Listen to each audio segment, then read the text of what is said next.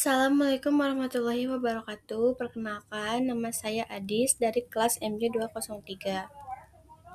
Pada kesempatan kali ini, saya akan mempresentasikan materi mengenai kondisi perekonomian makro Indonesia pada tahun 2021.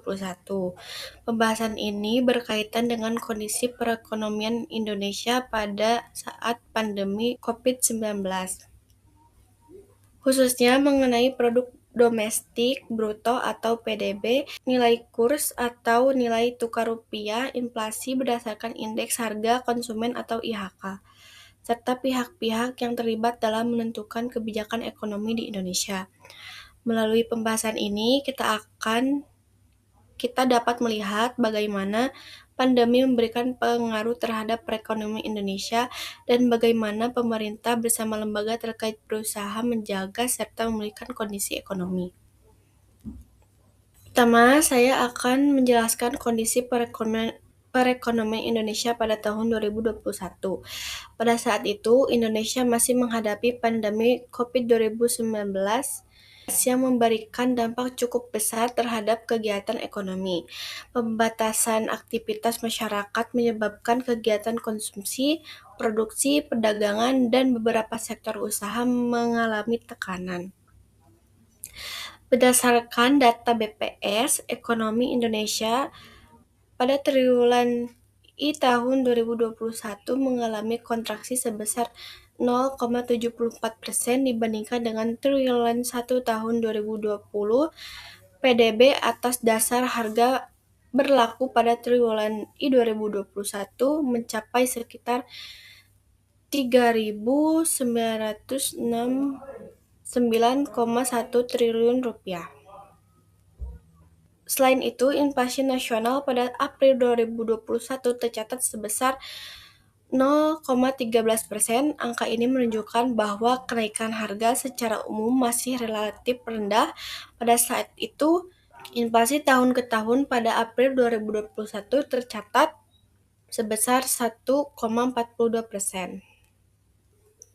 Jadi, secara umum kondisi ekonomi Indonesia masih berada dalam tekanan, tetapi pemerintah mulai melakukan berbagai upaya untuk mendorong pemulihan ekonomi. Selanjutnya adalah pihak-pihak yang terlibat dalam penentuan kebijakan ekonomi di Indonesia. Pihak pertama adalah pihak pemerintah. Pemerintah memiliki peran penting dalam menentukan kebijakan fiskal seperti mengatur APBN, pajak, belanja negara, serta memberikan bantuan atau stimulus kepada masyarakat dan dunia usaha. Pihak kedua adalah Bank Indonesia atau BI. BI memiliki tugas dalam kebijakan moneter, menjaga kestabilan nilai rupiah, serta menjaga inflasi agar tetap terkendali. Kemudian ada Otoritas Jasa Keuangan atau OJK yang bertugas mengawasi sektor jasa keuangan seperti perbankan dalam lembaga keuangan lainnya. Selanjutnya yaitu ada DPR. DPR juga memiliki peran karena ikut membahas dan menyetujui APBN serta melakukan pengawasan terhadap kebijakan pemerintah. Selain lembaga pemerintah, masyarakat dan dunia usaha juga mempunyai peran. Masyarakat berperan melalui kegiatan konsumsi, sedangkan dunia usaha berperan melalui produksi, investasi, dan perdagangan. Jadi, kebijakan ekonomi bukan hanya menjadi tanggung jawab satu pihak, tetapi membutuhkan kerjasama dari berbagai pihak. Selanjutnya, saya akan menjelaskan mengenai pengaruh nilai kurs terhadap PDB. Nilai kurs adalah nilai suatu mata uang jika dibandingkan dengan mata uang negara lain.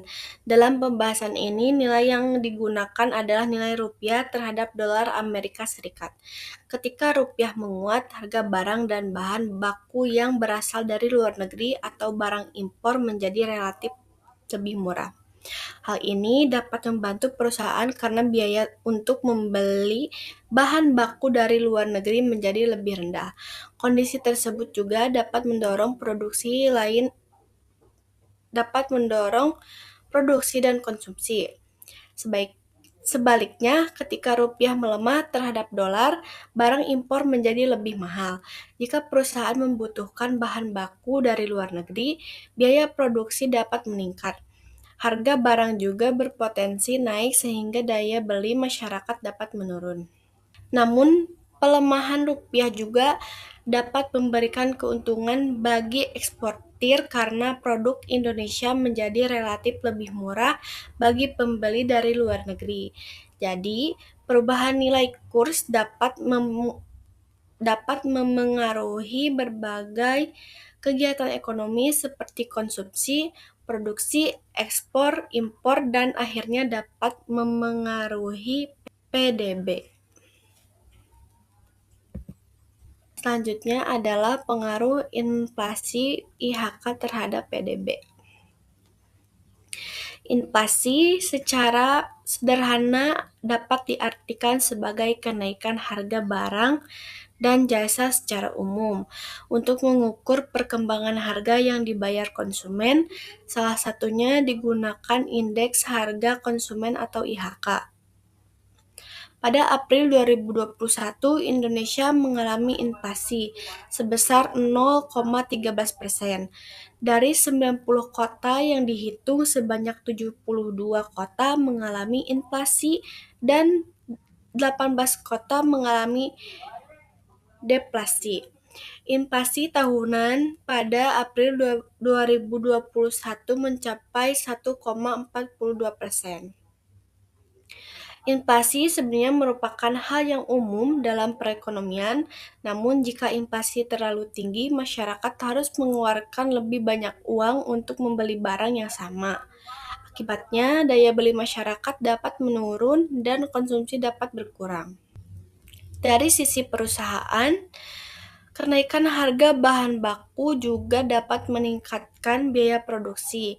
Jika kondisi tersebut berlangsung terus-menerus, produksi dan kegiatan usaha dapat mengalami tekanan. Sebaliknya, inflasi yang rendah dan stabil dapat membantu menjaga daya beli masyarakat dan menciptakan kondisi ekonomi yang lebih stabil. Jadi, inflasi mempunyai hubungan dengan kegiatan ekonomi dan pada akhirnya dapat mempengaruhi pertumbuhan PDB. Selanjutnya, yaitu ada kondisi ekonomi makro Indonesia di tengah pandemi COVID-19. Pandemi memberikan dampak yang cukup besar karena pemerintah harus membatasi aktivitas masyarakat untuk mengurangi penyebaran virus. Akibatnya, banyak kegiatan ekonomi tidak dapat berjalan seperti kondisi normal. Kondisi masyarakat mengalami tekanan karena aktivitas dan mobilitas masyarakat terbatas. Dunia usaha juga menghadapi kesulitan dalam menjalankan produksi dan penjualan. Salah satu sektor yang mengalami kontraksi cukup dalam triwulan 2021 adalah sektor transportasi dan pergudangan, yaitu sebesar 13,12%.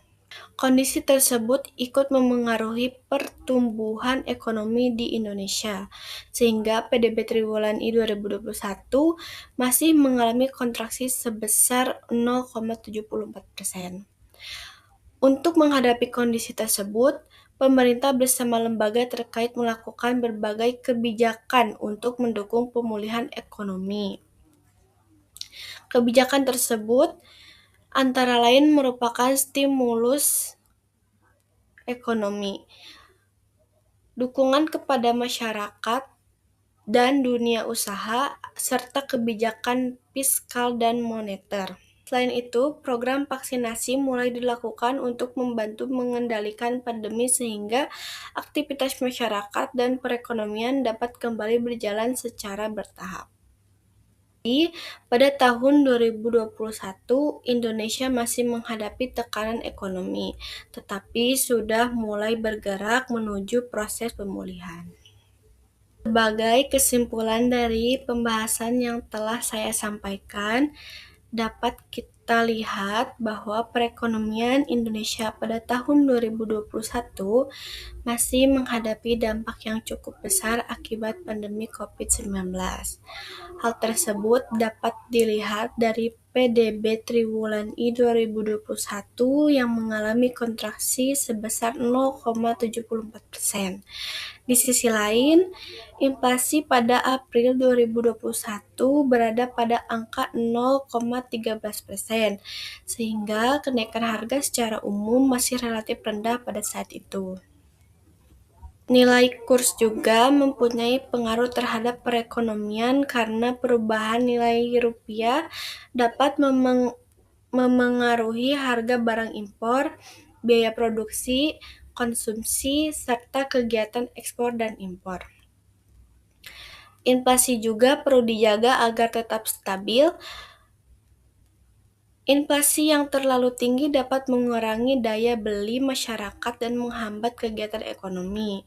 Dalam menghadapi kondisi tersebut, pemerintah, Bank Indonesia, OJK, DPR, dunia usaha, dan masyarakat memiliki peran masing-masing, serta adanya kerjasama dan berbagai kebijakan pemulihan.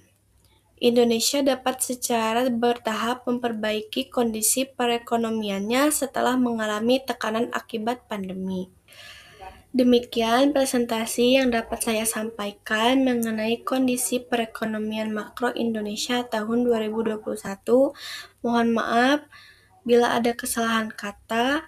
Terima kasih atas perhatian dan waktunya. Wassalamualaikum warahmatullahi wabarakatuh.